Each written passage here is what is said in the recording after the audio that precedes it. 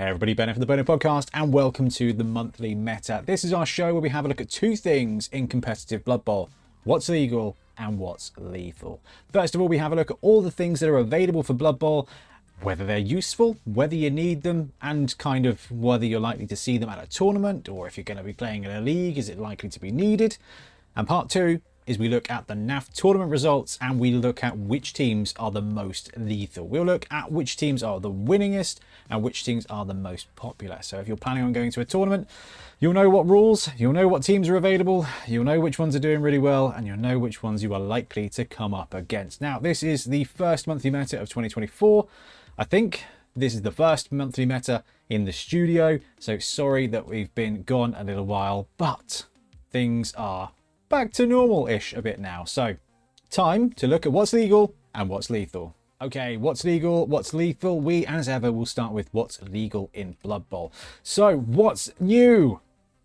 If you guys are following the channel, you'll know that the newest, shiniest thing in Blood Bowl is the gnome team. So the gnome team will be dropping this Saturday on pre-order, and we think it's going to be a 2-week pre-order window. So the gnome team will be out probably April the 20th, which is our Dorset Dungeon Bowl event. So if you're coming to Dorset Dungeon Bowl, pre-order your team from Entoyment because they'll have it there waiting for you. Actually, I was already really excited for Dungeon Bowl, for a Dungeon Bowl tournament, but just the prospect of like 40, 50 people picking up their gnome team all at the same time is going to be it's going to be really, really, really wicked fun. I cannot wait to get my hands on the Spike magazine fully. We've already seen the positionals, their stats, their costs. We're waiting on a couple of bits for the gnome teams before we can do the team rosters and stuff. But last Monday we did get a video out where we played with the gnome team against Norse. This coming Monday we will have gnomes against another team. I think Vampires, Skaven, Black Orcs and Elven Union are in the running, so make sure you go over there and put your vote. I think Vampires are winning at the moment. Obviously I'd be alright with Skaven, but Vampires versus Gnomes, new versus new would be pretty shiny, and then the week after we'll do Gnomes versus Halflings for a bit of a mini stunty cup. So Gnomes are landing. We've seen one star player so far. Gnomes are a new stunty team. They've got wrestle and jump up instead of dodge, and their one star player is a garden gnome with a fishing rod that has potential really good ball handling abilities. We don't know what the other stars are going to be yet. I kind of held off on this one last month to try and get as much information as possible. So hopefully when we do monthly meta at the end of this month, we'll have a breakdown of the new stars as well and which teams they're likely to be playing for. So moving on to the core rules. So you're getting into Blood Bowl. You're coming back to Blood Bowl. You think, oh my God, Blood Bowl looks a load of fun. Look at how much fun everyone's having playing Blood Bowl. What do I need to get into it? This is the best thing about Blood Bowl right now. Other game systems, you need a bunch of rulebooks. You need a bunch of stuff. Blood Bowl, that stuff is very limited. You will need the Blood Bowl rulebook. You can go get it. It's got 20 plus teams all rostered in there. You've got a bunch of star players all rostered in there, and you've got all the rules. It is a Games Workshop game, so the only thing I will say is the other thing you need to, it's kind of not necessarily study up on, but be aware of is the FAQ document. There's some errata, there's some changes, there's some, what do they call it? Designer's commentary stuff in there. If you're going to be playing with friends, the Blood Bowl 2020 rulebook, you're good to go. If you're going to be playing with strangers, I recommend you having a cheeky flick through the FAQ on lunch break or a boring meeting at work, just so if something comes up, you can be like, ah, I think that's in the FAQ. The FAQ is now searchable on the Games Workshop downloads page, so if you're like, what about bombers? Control F, you just look for bomber and it tells you all the stuff. Actually really good. There are some changes to the core rules through the FAQ and the errata. If you want to go back, we've got videos for each of those, but Blood Bowl is in a pretty stable place right now. You need the rulebook and you need the FAQs. Then there's other stuff. So you've got the Almanac 2021 and the Almanac 2022. You don't need either of those, but what Games Workshop did during those years, they didn't do 2023 because we only had one team out. They just compiled everything from the year, whether it was a White Dwarf article, whether it was a deathmatch release, I think, whether it was a team, whether it was star players. They put them all in those books, and it was quite cool to collect them. 2023, we only saw one team release, so and Gutter Bowl, so they didn't put an almanac together. I'm hoping we can get back to normal, and maybe we'll get an almanac at the end of this year, but not so much. But you're saying, right, Ben, well, I picked up a new team, and the new team doesn't have the rules in the rulebook. Most teams do. However, Every other team you can pick up, every other star player that you pick up from Forge World has the rules in the box. So if you've got the rule book so you know how to play, you've got the free PDF FAQ from Games Workshop so you know the minutiae, and you've picked up a box of Norse, you've picked up a box of gnomes, the rules for the team are in the box. But the beautiful thing about Blood Bowl is it's a roster, and there are a million roster builders out there. Tour Play is fantastic. We've got some old roster builders from our tournaments. It's really not hard to get hold of that. And actually, we do roster videos here. So if you want to know how much and what skills a team has, watch one of our videos on here. You'll have everything available to you. And that's awesome. That's all you're really going to need to get into Blood Bowl from the beginning point. But there's some other stuff too. However, based on what we've said, most of this is all unnecessary to a point.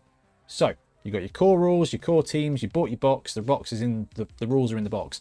Then there are two things here. In the download section on the Games Workshop website is the Teams of Legend PDF.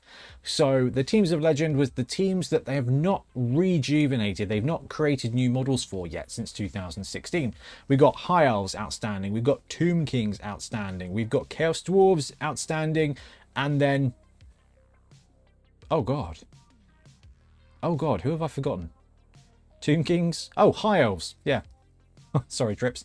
And High Elves are all outstanding, and they're all expecting a rejuvenation of those, maybe a bit of a tweak, some new models at some point. But until now, you can download those rules. You've got the PDF from Games Workshop's website for free, and then you can go, this is the super secret, awesome thing about Blood Bowl. You can go pick up a third-party team if Games Workshop don't make it. You can kit bash one out of other cool Games Workshop kits if Games Workshop don't make it. And even if Games Workshop do make it, like the Black Hawk team is wicked. But there's some very cool third-party Black Hawk teams as well. But you can get as well, which is just absolutely horrifically dangerous. So you've got the Teams of Legend PDF. Then you've got the Spike magazines. Now, I love the Spike magazines. They are my favourite thing about Blood Bowl. They're not very big. They're not codexes. You don't need them to run your team. But they're about 10 quid and they're about 35 pages, and they are just full of fluff for your team. They've got some great background bits. You've got some good detail on the star players that are coming out. You've got the roster rules in there as well. So if you're going to be picking up the gnome team, pick up the Spike. You'll have the gnome roster. You'll have the gnome special rules for their star players. You'll have the gnome pitch rules in there probably. And the other thing I really like about this is there's a bunch of extra inducements that are completely and utterly optional in most places. In League, they're you know, if you've got the book, you can run them. In tournaments, you won't need them. In a lot of leagues, you probably won't need them, and most of the time, you won't really be running them. Star player rules you'll definitely want, but they come with the model anyway. Or, again, you just watch one of our star player spotlight videos and all the rules are there. Or you download them from the Games Workshop website. It's very accessible, but I love the Spike magazines, and if there is a team you're particularly looking to play, I recommend the Spike. Some fun optional extra rules, and it's just a whole load of background. I love that. There's one more team out there though. If you've got the core rulebook and you've got the Spike magazines, then you're complete, with the exception of the NAF Slann team. So Slann are a team of space frogs, and they've been in the game since first edition, but they kind of fell out of disrepute. Slann got turned into the chubby wizard frogs that we know from Warhammer Fantasy Battle, but these space Slann are bouncy, flyy aroundy things. It's a great alternate, unofficial roster, but most NAF tournaments, and therefore most other Blood Bowl tournaments, will allow them, and most leagues will allow them, and they're on tour play. So it's kind of just a really weird add-on team that are wicked. If you've played Blood Bowl 2, they're the Kislev team. So it's all about jumping around over people. Brilliant fun, a really cool extra team to add to Blood Bowl, but again, kind of just an add-on. And talking of add-ons, optional but fun extras, this is where Blood Bowl gets great. So you need the rulebook, you need the FAQ, you need the rules for your team. That is it. But that's just the beginning. This is why Blood Bowl is so wonderful. The majority of the action on Blood Bowl is happening on the pitch in front of you, which means there's a nice little bit of design space to do other stuff. We've got the Death Zone book, which is just a fantastic add-on to Blood Bowl. You've got mercenary rules, which are kind of powerful, and I don't recommend you use them in any kind of competitive event. Then you've got giants, who are fair and awesome. We have them in all of our tournaments. Then you've got the Sevens rules, which is inarguably the best way to play Blood Bowl. And you've got pages of extra wizards and wah drummers and extra inducements, and it's just fantastic. If you like Blood Bowl and you like Blood Bowl rules, it's just a big book of what if, and I think that's just absolutely wonderful. So the Death Zone book is brilliant. You don't need it, not by a long shot, but I guarantee you, if you love playing Blood Bowl for playing Blood Bowl, I think you'll love it. Then there's Dungeon Bowl. Ah, dude, Dungeon Bowl. Dungeon Bowl takes the excitement of Blood Bowl and plays it underground in a dungeon with wizards and treasure chests and teleporters. Dungeon Bowl is an accessory and an expansion to Blood Bowl where you play in a dungeon, and it is just absolute madness. There are college teams in it, which are basically kind of mixed teams. They're like mixed mismashes of teams which just create their own challenges. Games Workshop have been very good with Dungeon Bowl, and they've kind of made Dungeon Bowl its own thing over here, so it doesn't impact on core Blood Bowl, which is very cool because you've got this alternate way to play that just means you've got more Blood Bowl, and more Blood Bowl is more better. So Dungeon Bowl's wicked. If you want to see some Dungeon Bowl, hey, go back, watch Monday Night Blood Bowl the other week when Ben and Trips played, or come to our tournament on the 20th of April. Then you've got Gutter Bowl. Gutter Bowl is a sevens variant on a standard pitch with big terrain holes or walls on the pitch. It's a hybrid of sevens, 11s and Dungeon Bowl. It is violent and it is a lot of fun. Again, if you want to know more about Gutter Bowl, just Google Gutter Bowl and you'll watch our video where we played a game.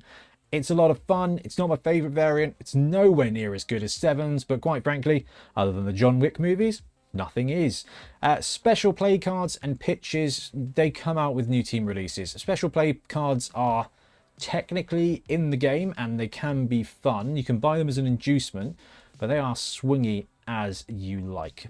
One card can be like, you gain a smile, and the other card can be like, you murder everybody. They're a bit swingy. That's a little bit verbose and over the top, but it's not far off. So they're a bit swingy. The pitch rules are great fun, but again, you're not going to see them too often in a league, and you probably won't ever see them in a competitive event.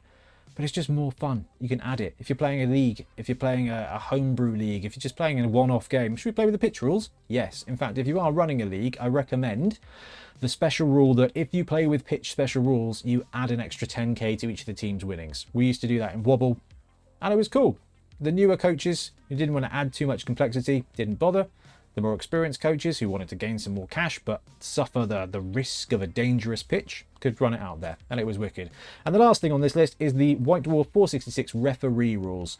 Again, we did a video about that, but in one White Dwarf, and I think this is also in one of the almanacs, you can put referees on the pitches. So the referee models that come in the box set, you actually get them on the pitch and you can actually murder them and allow you to foul even more. So with all that in mind, different ways to play Blood Bowl. The best and brightest is tabletop. Straight away, you can see it back there. We've got a dedicated space now to playing Blood Bowl on tabletop. And ways to play that: join a league, have some friends round, have some children, teach them how to play Blood Bowl, go to tournaments, come down to our events. There's a ton of tabletop Blood Bowl out there, and it is just inarguably the best way to play Blood Bowl. All right, sevens is the best way to play Blood Bowl, but any version of Blood Bowl on the tabletop is the best way. You get the full emotion, you get the full range of emotion, and it is just a wonderful game. If you're going there to play a game, to build a story, to have fun challenges on the tabletop, then it is going to be the best way to do it. But if you can't get there, then there's Fumble. Fumble is a JavaScript-based client that looks like it's straight out of 1998, which is probably why I love it. We're talking 32-bit graphics, and it's just beautiful. But it has all of the current Blood Bowl rules, and it's free, although you should donate to Krista, who runs it, because it's just chef's kiss. We're actually running a tournament, not a tournament, a league. Milton's running the league for our Discord on there at the moment, and it's just wicked. Players from all around the world playing full-on Blood Bowl League against each other. It's brilliant. Visually, I like it because it's retro. It is not shiny, but it is excellently done, and it's a brilliant way to play proper Blood Bowl. And Blood Bowl 3 is also there. I put some asterisks in there, although Blood Bowl 3 has come a ton better. It has been out for a year, so, and there's 14 15 teams out there. Blood Bowl 3 is an interesting place because it's got a limited pool of teams. And because you can play it online and jam a load of games in, it has its kind of own sub-meta. It's its own sub-variant of Blood Bowl. There's less than half the teams available, and that warps what the teams do. However, it is a brilliant way to jam a load of Blood Bowl, and it is a really, really good time. And I cannot wait to start filming and streaming some Blood Bowl 3 as well. Got my fancy streamer headset ready to go as well. So as soon as I get a chance, that's what's going to happen with that. They've just added wood elves to that as well. So if you want to die while ball dancing, you can do it. And then you've got classic Blood Bowl rules. There are some events out there for the 2016 rules, and Blood Bowl 2 is also running it as well. Blood Bowl 2 is probably the best Blood Bowl video game, but the rules are outdated. But Blood Bowl 2 and Blood Bowl 2016 was a very solid rule set, but I wouldn't recommend you go play too much of that to learn the new rules, because there are some definite changes. So those are all the official extras. There's a couple of bits that if you want to go deep into Blood Bowl, if you're sitting there going, wow, we love Blood Bowl, then you need to check this out. Mixed team rules, unofficial Bonehead Bowl. That's how we run it. We have a tournament every year where you can take 2 teams and you work them together, and it is unbridled disaster on the pitch. It's such a good time. I couldn't recommend it more. Do it 7s, do it 11s, whatever works for you. If you want the rules for running mixed teams to what we think is a really fun, I'm going to say balanced, a controlled, rules help control the fun, then check out the Bonehead Bowl rules for that, because it is wicked. Just being able to blend 2 teams, Skaven Dark Elves, how is this going to work? It's going to work great. The power level is obviously a little bit stronger, but that's kind of the fun. And that, I just wholeheartedly recommend that. Then you've got the Fumble Secret League. So we've already waxed lyrically about Fumble. They have a secret league with, I think it's a little bit less than it used to be, but something like 70, 80 different teams, homebrewed teams they had gnomes and stuff on there, tree men teams. There is a lot of cleverness out there, including the Squig team, which just needs to be made official. And you can just jam games online. Absolutely love Fumble Secret League. I wouldn't be surprised if Milton doesn't kick off a little secret league on the Bonehead Discord as well at some point. And other variants you can play. Street Bowl. I actually prefer Street Bowl to Gutter Bowl, but I don't like it as much as 7s. We will be at some point doing some Street Bowl on the channel because it is a really good time. It is a 7s variant, but you only use the middle of a standard pitch. There's a line of slaughter. It's a very different variant, and it's a lot of fun. It's quite violent. It's quite good. Beach Bowl as well is kind of a variant of 7s. Then you've got 4-player Death Bowl and 4-player Death Bowl 7s. That feels more like playing a board game as a bunch of friends than it does a competitive game. Really interesting. We filmed it at that was about a year ago now, down at Entoyment. We built a board and played a nice 4-player game of 7s. I took lizards, they did all right, and it's a really, really good bit of fun. But quite frankly, Blood Bowl, it doesn't matter how you're playing it, whether it's Fumble, Blood Bowl 3, whether you're going old school playing Blood Bowl 2 or Blood Bowl 1, it's all Blood Bowl. It is all sports fantasy, and it is going to give you highs, and it's going to give you crippling lows. Okay, let's talk what's lethal. So I've gone back and grabbed all the NAF stats, which I love doing. I love seeing the tournament stats recorded. Should probably talk about the NAF a little bit here. It is a player association that tracks your games at certain NAF events. So if you play one NAF coach against another NAF coach in a NAF sanctioned event, your game will be logged so you can collect your stats. What that does do is that gives us thousands of Blood Bowl games in a competitive environment, so we can kind of get nerdy and talk about which teams are doing the most good, and being the most played. There you go. That was appalling English. I apologize. Right, let's start. There is going to be a benchmark here. So I haven't done one of these all year. So the ups and downs that we say, rised places, will be from how it ended last year. So it's a bit of a window, but next month we'll have a month's worth of data so we can kind of track which teams are getting better and which teams are getting worse as we go. Starting from the bottom, this is the most winningest teams over the last 3 months. We have got bottom place Goblins and Black Orcs. They have not moved at all. So both just struggling in a tournament environment at the moment. Goblins in particular are one I'm hoping to crack. We're going to be playing them in the Bonehead Championship, and I want to sneak a Goblin team onto a couple of Monday Night Blood Bowls when we get stabilised, when gnomes are done, so we can start looking at some match play formats, because I want to see how you get Goblins winning. Might have to get Green Skin Phil on to show us a thing or two. Black Orcs, again, they played a lot of games, 43% win rate, puts them slightly outside of the Goldilocks zone. Goldilocks zone will be 45% to 55%. That's where you want the worst team and the best team in there. So Black Orcs actually dropping out of that, going down to 43% is not ideal. But again, the difficulty with Black Orcs is they just don't have access to a high-speed star, which is what I think a lot of other teams do have access to. Now, your mileage may vary when it comes to star players in Blood Bowl, but when it comes to tournaments, they're a reality because they're in the game. Right, 27 dropping 2 spaces. We've got Halflings and Nurgle also dropping 2 points there, both at 44% win rate. Ogres have gone up a little bit to 25th place, but they are also at 44%. So interesting to see that these teams are actually falling outside of the Goldilocks zone a little bit now. Nurgle always seems to be struggling. Halflings and Ogres, it's surprising to see them drop this much, especially over the last few months. They do all right, but I think what we're starting to see, I just mentioned star players. Star players are getting taxed more and more heavily at tournaments, and in some cases just being straight up banned. And that is going to hurt your stunted teams. That's going to hurt Goblins, it's going to hurt Halflings, it's going to hurt Ogres to a point. I mean, Ogres are actually pretty solid as a team. It's an interesting one. Ogres are challenging, Halflings are supposed to be challenging. All of these teams here are supposed to be challenging. Black Orcs deserve more. I'm a bit surprised at that because I've had a very good time running Black Orcs, but that is league, not tournament. So I guess your mileage may vary.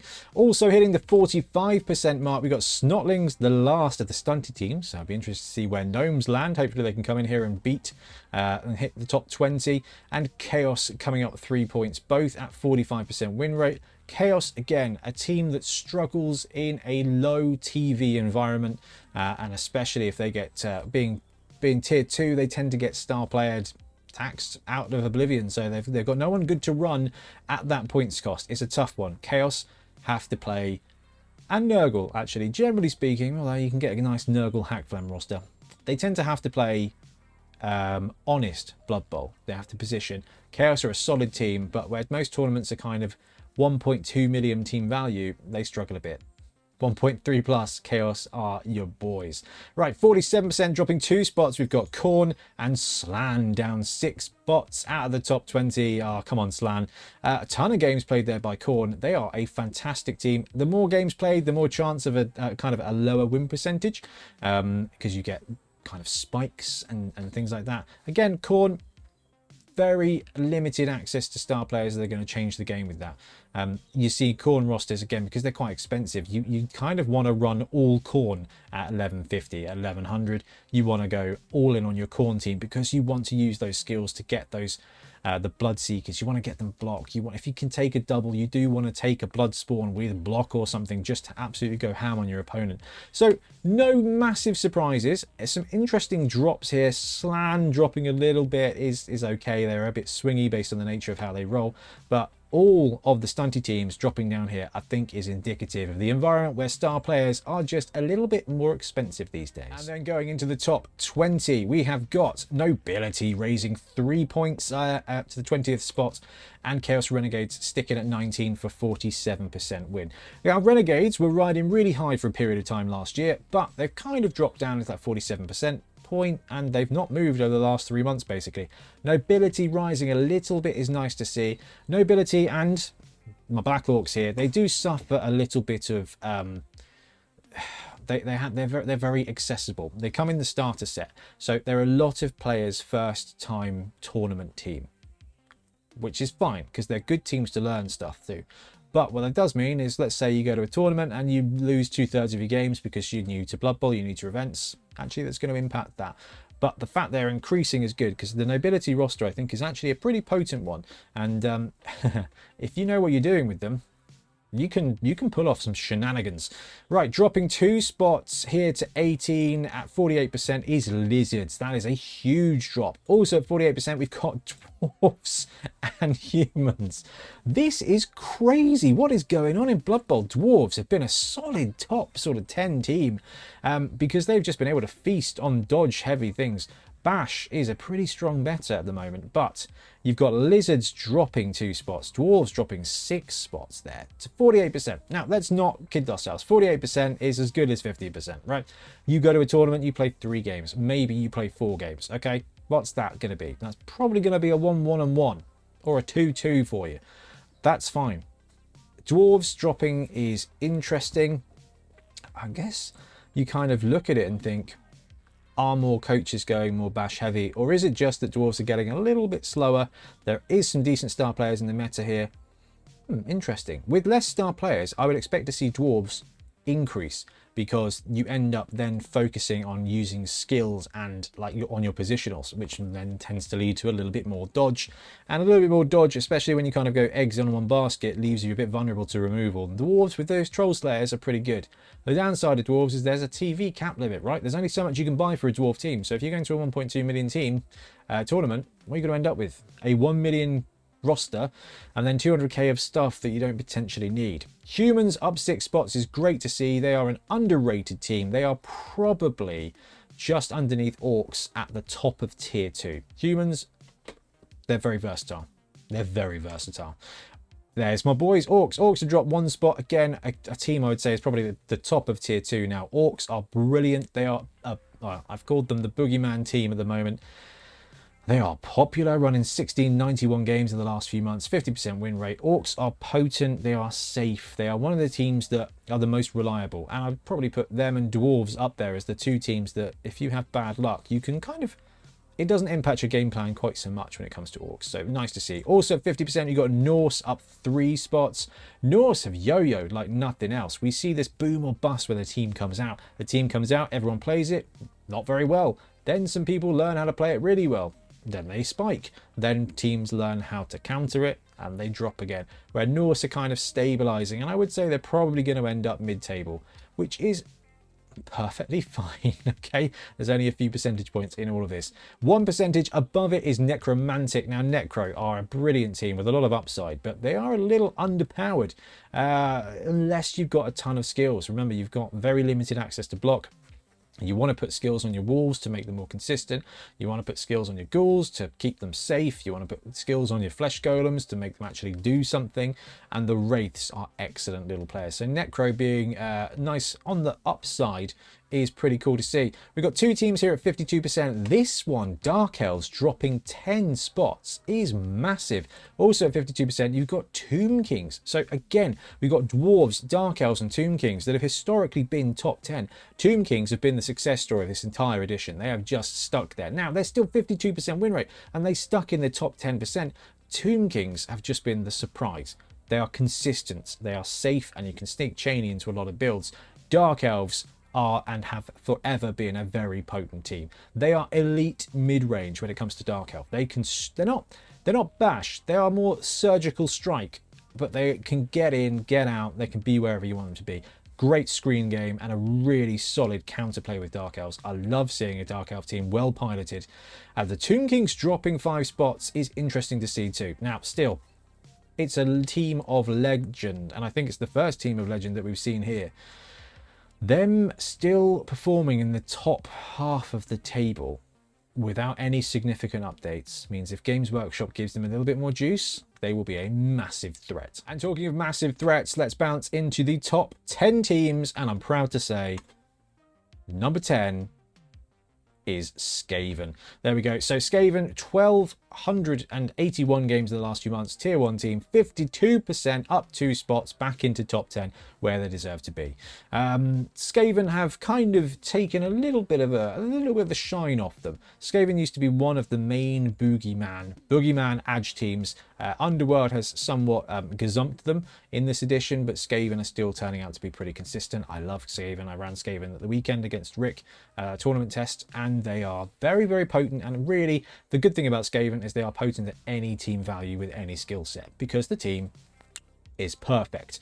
Now, we've got another team of legend here, High Elves, dropping out of the top 5, I think for the first time in any of these shows. 52% win rate as well for High Elves. They are doing brilliantly. And another team of legend with 52% win rate is Chaos Dwarves. You've got a little bit better in that environment.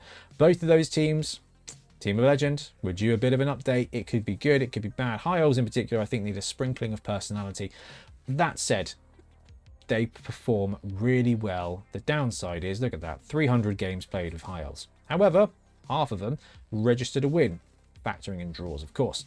Undead, also 52%, but sticking there at 7. Undead are just a fantastic mid-range team. Chaos Dwarves, strong as well.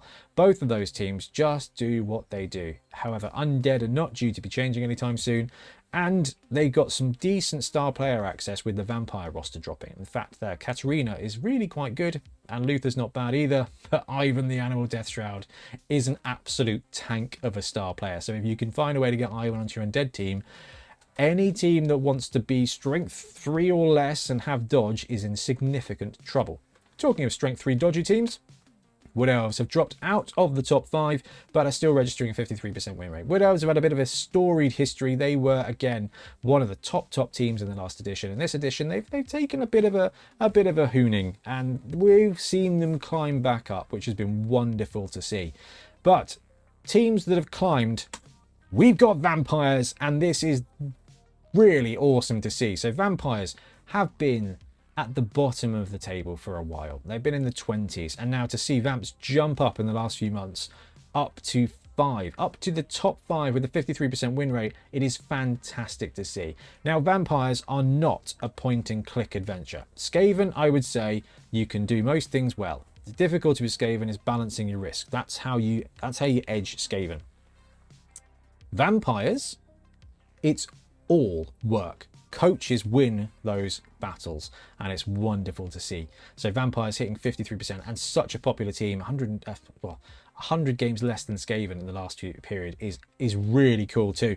But the surprise of the month is going to be OWA. Now, OWA are kind of an uninspiring team for a lot of players, but they have provided some absolutely solid tournament play now for a good 6 months.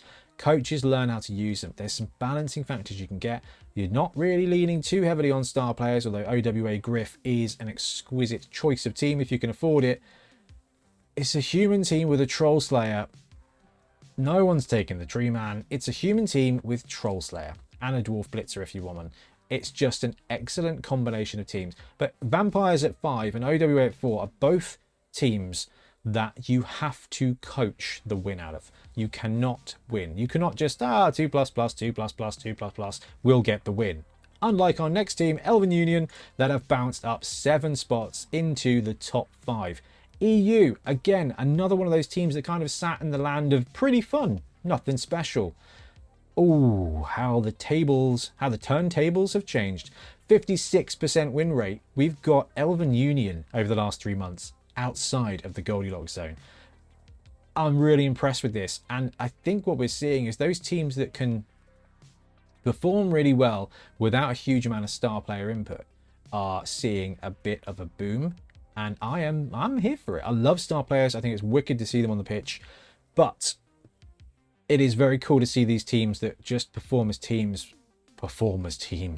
And Amazons are right up there with them. 57% win rate for Amazons, climbing 1 more spot. I love the new Amazon roster. It is powerful without being boring. It is a challenge to play, and it is a challenge to play against. There's some obvious, oh, that's cool, and there's a whole lot of like, this might be all right, might be all right, might be all right. You catch an Amazon, they explode. You don't catch an Amazon, the score explodes, and that's what I think is very exciting. The downsides of Amazons, even though they're performing very, very well, is that being tier 1, they don't often get a lot of access to star players. And I really want the Amazon Drool and Dribble roster to be powerful, because then you've just got a wicked team with some wicked positionals and a couple of skinks that make it even better. Love it. Great to see the new team there performing pretty well. And Underworld have dropped down to 59% win rate. They are becoming a bit more reasonable. Underworld have just spiked. I think they peaked at 65% win rate. basically you had Swarming with the Snotlings just gum up the ground. You had Hackflem just be another gutter runner for the team. And I mean, your team already had one gutter runner and cheap linemen in the form of goblins that can also do some pretty cool shenanigans. Underworld are a very, very good team. They are always going to be a tough challenge. But they are getting taxed a little bit in most tournament packets to the point of, well, you know what? It's no longer a gimme. And I think that's wonderful to see. Okay, so those are the teams that performed the best. We're going to quickly blast through the most popular teams over the last period. High Elves, Old World Alliance, Slann, Chaos Renegades, Nurgle, all reporting in the bottom 5 at under 500 games over the last few months. Slann, High Elves, I get it. There's only third-party models available, and there are other teams that give you the kind of challenge they want to do. Chaos Renegades dropping 8 spots in popularity is a bit of a shame. It depends on what's going on in the tournament scene. Chaos Renegades with a good skill package are a ton of fun. And they've been up as high as sort of 15. But from a popularity point of view, a few other teams here in the 500s. Nobility down a spot, Goblins down a few spots, Elven Unions up a few spots, and Snotlings there.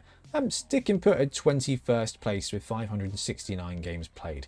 So these are the teams you are least likely to see. And onto the middle of the table, we have got at 20th. Do come along, Google. It's Ogres, my boys. Again, sort of sitting in the 500s, but a little bit more popular now. I'm imagining as we're seeing a bit of star player tax in tournament packets. Ogres don't need a huge amount of star players. You just need a huge amount of 2+. Chaos up a bit as well. Tomb Kings dropping ever so slightly in popularity.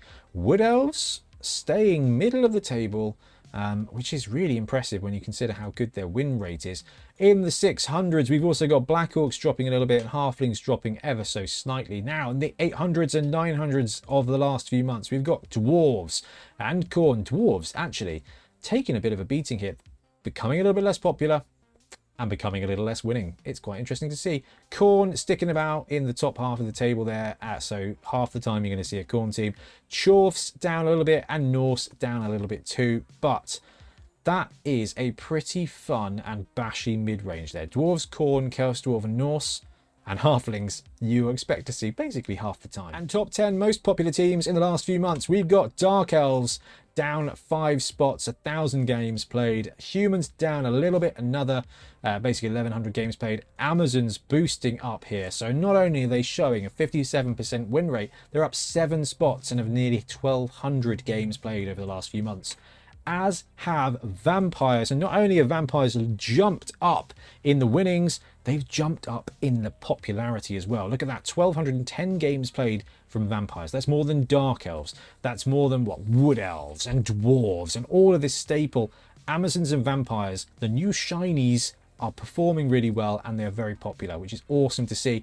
Necro up a bit, interesting to see them quite so high, but it is a fun roster. Skaven down a little bit, Lizardmen down a little bit. Underworld have spiked back up 7 places. Now Underworld are always going to be a popular team, but they were so potent that a lot of tournaments taxed them quite heavily, which means really you see Underworld being taken a little less popular because you have to work for it a bit more. But it seems like people are up for the challenge, which I'm happy to see. And no movement at 1 and 2. We've got Orcs in top spot, the most popular team being played, and Undead right there with them. No change in their positions. So Orcs and Undead are 2 of the most popular teams. And I think if you look at this roster, this is the top 10 teams you are likely to see in a tournament, basically, or over the last 3 months. And I gotta say, all of these are a threat. Humans at 48%, Lizardmen at 48%. It's never fun to play against either one of those teams. They're always a challenge. So it's wicked to see. This is your top 10. And quite frankly, it is a top 10 to consider running because they're good, and to consider how to beat them with whatever team you're taking to your event. Okay, that concludes the monthly meta. We've caught up. That is March 2024, although I'm filming this in April, so oh well, never mind. We'll do this retroactively. Basically, there's a ton of Blood Bowl being played, and as you can see from the stats, there are only a couple of teams that are performing to the level of, oh yeah, they're really good right now.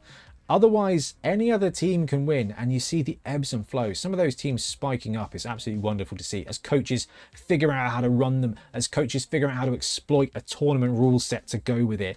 That is the key to being a really successful Blood Bowl coach, is looking at the rule set, looking at your teams and going, ooh, actually, I like running Dark Elves, and this is a good skill package for them. I think I can do quite well. And you know what? You probably will, because Dark Elves, they're not bad. Anyway, let me know what you think. We'll be back soon with more Blood Bowl content, probably about gnomes. We'll be back soon. Happy blocking. Thanks very much for watching. We really appreciate your support. If you want to support the channel even further, please like and subscribe. It really does help us out. Or come join us on YouTube Members or in Patreon, where you can get exclusive access to some content, some loot, early access to basically everything we do, as well as regular competitions. Or you can pick up some Bonehead Podcast loot either on our website at boneheadpodcast.com. We've got the Dungeon Bowl things, we've got tokens and stuff like that, or on our Spreadshirt site as well. Everything you do just helps us make more content and hopefully do it of better quality. Anyway, thank you very much for watching. Happy blocking.